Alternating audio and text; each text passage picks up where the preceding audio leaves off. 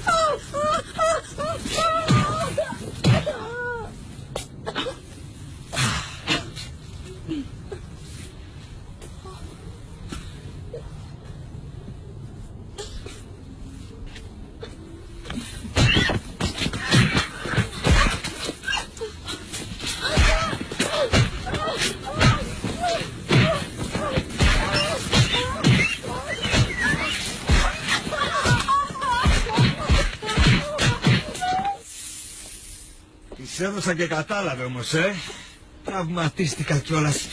Αγαμώτο. Συγγνώμη. Συγγνώμη.